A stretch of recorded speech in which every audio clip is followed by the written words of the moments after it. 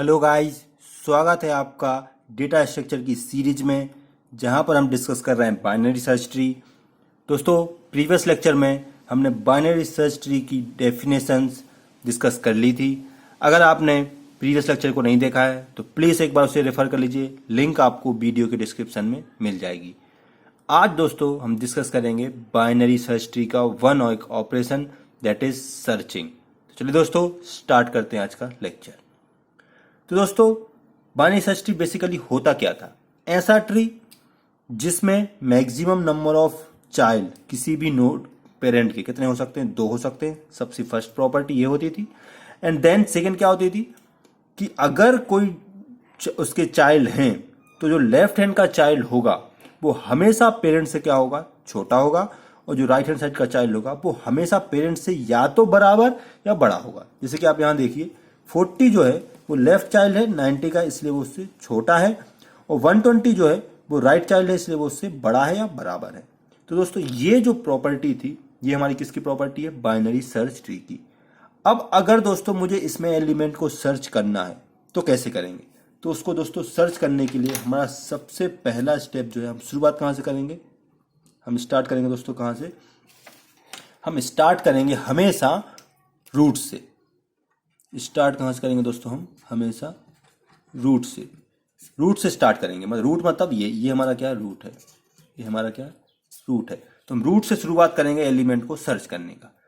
अच्छा, सर्च कैसे करेंगे दोस्तों? तो जिस एलिमेंट को सर्च करना है उसको सबसे पहले हम किसी एक वेरिएबल में स्टोर करा लेते हैं। सपोज वो क्या है? की है। ये देखिए, मैंने क्या किया, मैंने सबसे पहले एक एलिमेंट लिया यूजर से जिसे उसे सर्च करना है। मान सपोज कर लो यूजर को 60 सर्च करना है, तो हमने की में क्या स्टोर कर दिया? 60 स्टोर कर दिया। ठीक है दोस्तों, अब हम क्या कर रहे हैं? अब हम इस 60 को क्या करेंगे? 1 बाय 1 करके कंपेयर कराएंगे किससे? रूट से। और चेक करते जाएंगे ये चीज। कंपेयर किया हमने पेरेंट नोड से, अगर वो उस पेरेंट नोड से क्या है? छोटा है, कि हमारी छोटी है, तो कहां चले जाएंगे? उसके लेफ्ट में। क्यों? अब देखिए दोस्तों, इस ट्री को आप ध्यान से देखिए, 90 से जितने भी छोटे एलिमेंट है वो सारे के सारे की के लेफ्ट में। देखिए 40, 60, 20, 10, ये सब के सब जो है 90 से छोटे हैं। और राइट में इससे सारे बड़े मिलेंगे आपको, 120, 110, 150 एंड 140। तो अगर मैंने किसी नोड को 90 से कंपेयर किया, किसी एलिमेंट को 90 से कंपेयर किया और वो उससे छोटा हुआ, इसका मतलब 110% वो कहाँ होगा? वो इस ट्री के लेफ्ट वाले पार्ट में होगा। तो वही मैं यहां पे करने वाला हूं। मैंने क्या किया? सबसे पहले मैंने इस की को कंपेयर किससे किया? रूट से। रूट क्या है हमारा? 90। तो 90 से मैंने कंपेयर किया किसको? की को। की में एलिमेंट कितने हैं? 60। तो क्या देखा मैंने देखा 60 जो है वो लेस देन है किससे? 90 से। तो अगर की जो है वो लेस देन है किससे? पेरेंट से। तो कहां चले जाओ? Go to left side. तो मैं कहां चला गया? मैं गो टू लेफ्ट हो गया। लेफ्ट मतलब मैं कहां गया? यहां आ गया, इस पर आ गया मैं। अब जो है दोस्तों मेरा ये जो है, ये मेरा क्या हो गया? पेरेंट है। अब ये मेरा पेरेंट है, या जिसको मैं बोलूं रूट है फिलहाल, क्योंकि अब मेरा ट्री जो है वो टूट चुका है। ये ट्री जो है यहां से टूट चुका है। एक ट्री ये हो गया पूरा। क्या हो गया दोस्तों हमारा? ये ट्री जो है वो ब्रेक हो चुका है। तो क्या हो चुका है? ब्रेक होने के साथ साथ अब क्या हो गया? एक ये ट्री बन चुका है हमारा और एक ये ट्री बन चुका है हमारा। और मैं किस ट्री पे आ चुका हूं दोस्तों? मैं आ चुका हूं इस वाले ट्री पर, जिसका पेरेंट क्या है? 40, या रूट क्या है? 40। तो मैं अगेन कंपेयर करूंगा 60 को 40 से। तो मैंने क्या किया? इसको फिर से कंपेयर किया। तो मैंने क्या किया? किससे? 40 से कंपेयर किया। किसको? किसको किया मैंने कंपेयर? की को। और की में एलिमेंट क्या है? 60। तो देखा मैंने क्या है? 60 जो है वो बड़ा है किससे? 40 से। तो एल्स, अगर छोटा नहीं है तो एल्स आएंगे। एल्स मतलब बड़ा। तो कहां चले जाओ? राइट पे चले जाओ। तो इसको मैं फिर 2 पार्ट में तोड़ूंगा। इस ट्री को मैंने 2 पार्ट में तोड़ा, तो एक ट्री दोस्तों हमारा ये हो गया और एक ट्री हमारा ये हो गया, है ना। जिसमें से मैं किस पे जाऊंगा? मैं राइट हैंड साइड वाले पे जाऊंगा, तो इस पे आ गया। तो अब मैं जो दोस्तों किस पे हूं? अब मैं इस ट्री पर जो, अब मैं यहां पे आ चुका हूं। ये वाला ट्री पे मैं इस वैल्यू पे खड़ा हूं यहां पे। अब मैंने क्या किया दोस्तों? अब मैंने अगेन किया, कंपेयर किया। किससे किया? 60 से किया। किसको? की को। इन दोनों को कंपेयर किया। तो जो 60 है वो क्या है, इक्वल टू क्या है, 60 है। अब दोनों जो है दोस्तों बराबर हो चुके हैं। इसका मतलब मुझे एलिमेंट मिल चुका है, यहाँ पे जो चुका है एलिमेंट जो हो चुका है फाइंड हो चुका है, फाइंड एलिमेंट। और इस तरीके से दोस्तों जो हम एलिमेंट को फाइंड करते हैं हमारे बाइनरी सर्च ट्री में। दोस्तों किसी भी एलिमेंट को फाइंड करना हो, सपोज फॉर एग्जांपल मुझे 110 को फाइंड करना है, तो मैं सबसे पहले शुरुआत कहां से करूंगा, रूट से। तो मैंने 90 से कंपेयर किया 110, 90 से मैंने 110 को कंपेयर किया, तो 110 क्या होता है, बड़ा होता है, तो मैं इसके राइट में आ जाऊंगा। राइट में आया तो मुझे क्या मिला, 120। मैंने 120 से कंपेयर किया 110 को, तो मुझसे क्या है, छोटा है, तो मैं इसके लेफ्ट पे आ गया।